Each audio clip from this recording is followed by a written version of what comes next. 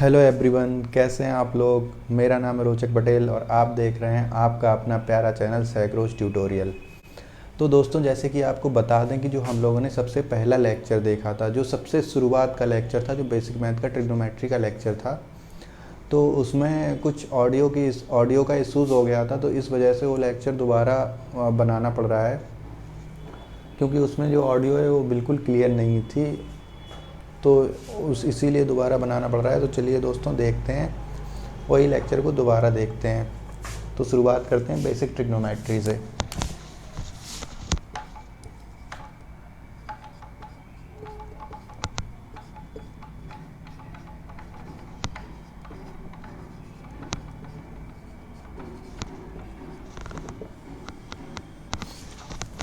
तो दोस्तों, ट्रिग्नोमेट्री में हम लोग सबसे पहले जानते हैं जो ट्रिग्नोमेट्रिक फंक्शन होते हैं उनके किसी एंगल, जैसे कि साइन थीटा, कॉस थीटा हो गया, टेन थीटा हो गया, तो इसकी वैल्यू क्या होती है। जैसे साइन 30 क्या होता है, कॉस 30 की वैल्यू क्या होती है, कॉस 45 की वैल्यू क्या होती है।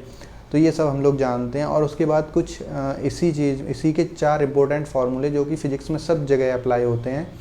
जैसे कि साइन 37 का फार्मूला क्या होता है, साइन 53 का फार्मूला क्या होता है, कॉस 37 का क्या होता है, और कॉस 53 का क्या होता है, कि वैल्यू क्या होती है। तो ये हम लोग देखते हैं। चलिए, तो पहले नॉर्मल देखते हैं साइन कॉस टेन का। तो इधर एक टेबल बना के हम लोग देखते हैं।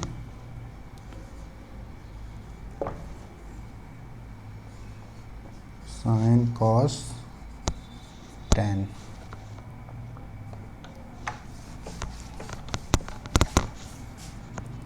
ये यहाँ पे हो गया 30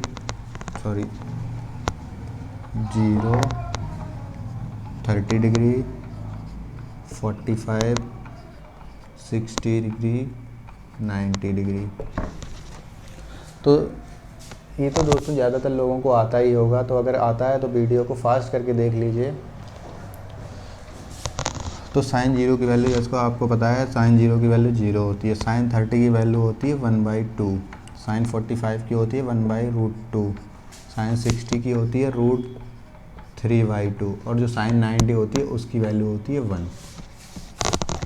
तो दोस्तों, जो साइन की वैल्यू होती है, अगर अब कॉस की वैल्यू लिखेंगे तो ये उल्टा हो जाता है। जो साइन जीरो की वैल्यू है वो कॉस 90 ही हो जाएगी। जो साइन 90 की है वो कॉस जीरो की वैल्यू हो जाएगी। तो कॉस जीरो की वैल्यू हो जाएगी 1 हो जाएगी।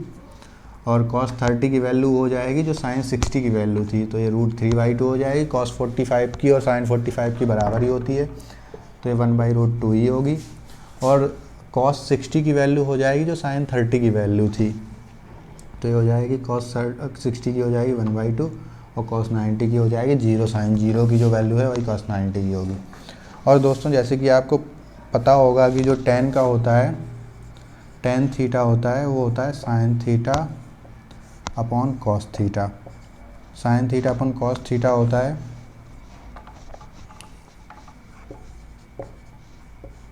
तो हम लोग को अगर टेन की वैल्यू निकालनी है, तो टेन की वैल्यू निकालने के लिए हम लोग सीधा सीधा साइन को कॉस से डिवाइड कर देंगे तो टेन की वैल्यू निकल आएगी। तो टेन जीरो की वैल्यू, इसको डिवाइड करते हैं, जीरो को 1 से डिवाइड करेंगे तो 0 आएगा। 1/2 को √3/2 से डिवाइड करेंगे तो √3 आएगा, 1/√3 आएगा। और इसको डिवाइड करेंगे तो ये 1 आएगा। इसको साइन 60 को कॉस 60 से डिवाइड करेंगे तो √3 आएगा, और ये इनफाइनाइट आ जाएगा। तो दोस्तों, ये तो हो गए कुछ बेसिक से फॉर्मूले, बेसिक सी वैल्यूज़ हो गई। ये तो ज़्यादातर लोगों को आती ही होगी। चलिए, अब इसके 4 फार्मूले ऐसे हैं जो फिज़िक्स में सब जगह अप्लाई होते हैं, वो हम लोग एक बार देख लेते हैं। तो चलिए देखते हैं। इसको पहले वीडियो पॉज करके नोट कर लीजिए।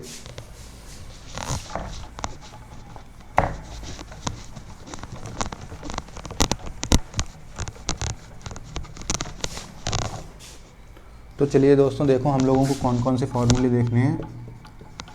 एक तो देखना है साइन 37 डिग्री का, और दूसरा देखना है साइन 53 डिग्री का, और तीसरा देखना है कॉस 37 का, और चौथा देखना है cos 53 डिग्री का। तो ये देखना है। तो दोस्तों जैसे कि आपको पहले बता दें कि ये जो वैल्यूज़ है, ये इसमें जैसे हम लोग अगर कोई ट्रायंगल बनाते हैं तो ट्रायंगल में उनकी जो, जैसे यहाँ पे बना के दिखाते हैं आपको, जैसे ये हम लोगों ने बनाया, तो ये जो इनकी वैल्यूज़ होती हैं वो हमेशा 3 4 5 होती हैं। जैसे एक की 3 होगी, एक की 4 होगी, और जो हमेशा हाइपोटेन्यूस होता है उसकी हमेशा 5 होती है। तो ये हमेशा 5 रहेगी, और जो 3 4 होती है ये हमेशा चेंज होता रहता है। जैसे अगर मान के चलो 37 है, इधर अगर हम लोग 37 मानते हैं, तो हम लोगों को ये ध्यान रखना है कि 37 छोटा एंगल है, 53 बड़ा एंगल है। तो 37 अगर छोटा एंगल है तो इसके सामने जो परपेंडिकुलर है उसकी वैल्यू छोटी होगी, तो ये 3 हो जाएगा, ये 4 हो जाएगा। अगर जैसे हम लोग इसको 53 मानते हैं, इसको हम लोग 53 मानते हैं, तो ये तो हमेशा 5 ही रहेगा।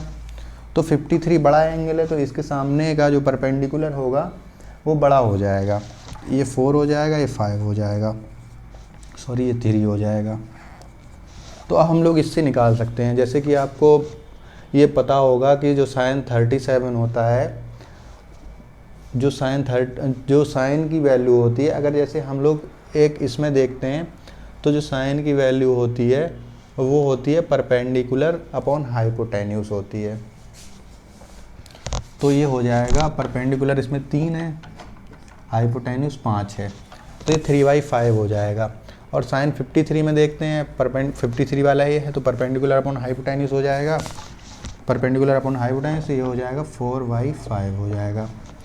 और कॉस 37 में देखते हैं, कॉस 37 का जैसे कि आपको पता है बेस अपॉन हाइपोटेन्यूस होता है, तो 37 में देखते हैं तो ये बेस हो गया, ये हाइपोटेन्यूस हो गया, तो 4/5 हो जाएगा, ये 4/5 हो जाएगा। और कॉस 53 में इसमें देखते हैं तो बेस अपॉन हाइपोटेन्यूस 3/5 हो जाएगा।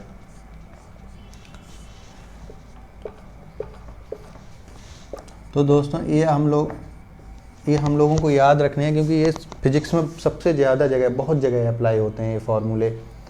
फिजिक्स में सबसे ज़्यादा जगह ऐसा ही टर्म आ जाता है, कहीं 37 डिग्री आ जाए, कहीं 53 आ जाएगा, तो फिर ये हम लोग निकाल नहीं पाते हैं, याद ही नहीं आता है कि क्या होगा। तो ये आप लोग याद रखिएगा, या फिर आप लोग ऐसे निकाल भी सकते हैं। तो चलिए दोस्तों ये नोट कर लीजिए, फिर इसके बाद आगे बढ़ते हैं। वीडियो पॉज करके नोट कर लीजिए।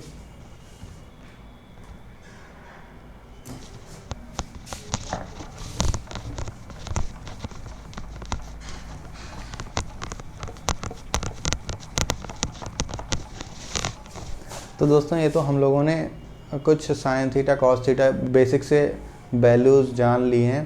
तो अब हम लोग जानते हैं जो एंगल होता है उसको रेडियन के टर्म में कैसे लिखा जाता है। Angle in term of radian radian जानते हैं।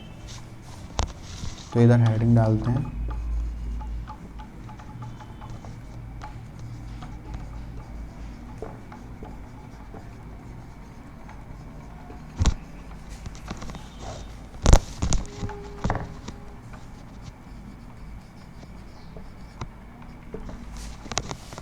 एंगल रेडियन के टर्म में जानते हैं।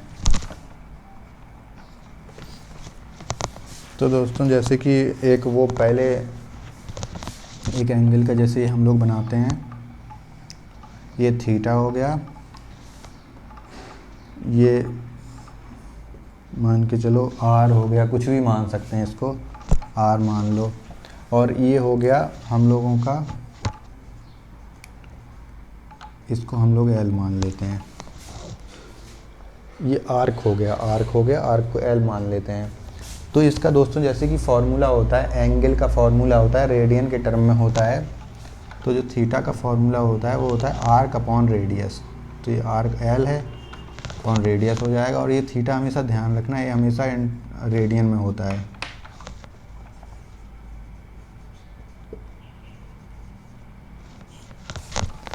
रेडियन में होता है हमेशा ये थीटा।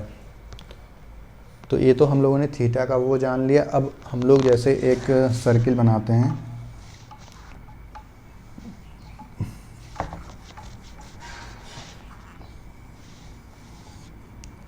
जैसे हम लोगों ने एक सर्किल बनाया, ये इसकी आर हो गई। अगर हम लोग इसमें यहाँ से चलें और पूरा यहाँ से फिर से दोबारा यहाँ तक आ जाएं, तो मतलब कि यहाँ से यहाँ तक चलें, तो ये कितना एंगल हुआ ये हम लोगों को निकालना है।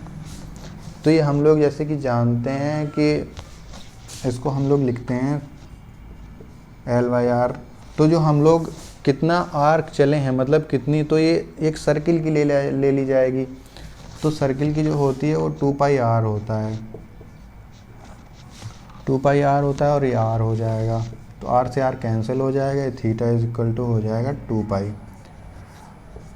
मतलब तो इससे हम लोगों को ये पता चलता है कि अगर हम लोग किसी सर्किल में एक चक्कर पूरा कंप्लीट कर लेते हैं तो उसकी जो वैल्यू, उसका जो एंगल हो जाता है वो 360 डिग्री हो जाता है, क्योंकि पाई 180 डिग्री होता है, पाई 180 डिग्री होता है। तो ये 360 डिग्री हो जाता है। अगर हम लोग दूसरा चक्कर पूरा कर लें तो 4π हो जाएगा, तीसरा चक्कर पूरा कर लें तो 6π हो जाएगा। अगर हम लोग मान के चलो 5 चक्कर पूरा कर लिए तो 10π हो जाएगा। तो बस यही है।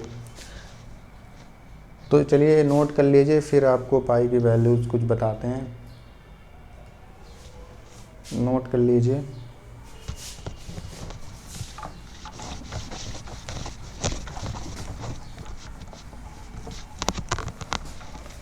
चलिए एक तरफ हम लोग रेडियन लिखते हैं, एक तरफ लिखते हैं एंगल।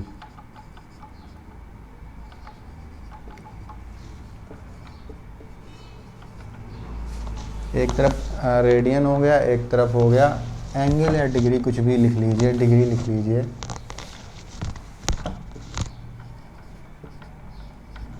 डिग्री। तो जैसे कि हम लोगों को दिया हो 2π, तो 2π का मतलब है 360 डिग्री। अगर दिया हो पाई तो ये हो गया 180 डिग्री। अगर दिया हो π/2 तो ये हो गया 90 डिग्री। तो ऐसे ही हम लोग निकाल सकते हैं, जैसे कुछ भी दिया हो, जैसे मान के चलो दिया हो π/6 दिया हो, तो पाई की जगह हम लोग रखेंगे 180 डिग्री, क्योंकि पाई हमेशा 180 डिग्री होता है। तो ये हो गया 30 डिग्री, तो ये 30 डिग्री आ जाएगा। ऐसे कुछ भी हो, पाई की जगह हमेशा 180 डिग्री रखना है और उसके बाद जो लिखा हुआ है उससे वो सॉल्व कर लेना है। पाई 180 डिग्री होता है। तो चलिए दोस्तों, ये आपका पहला लेक्चर हो गया जिसमें बॉयज़ का इश्यू था। तो ये लेक्चर आप लोग देख लीजिए। Thank you.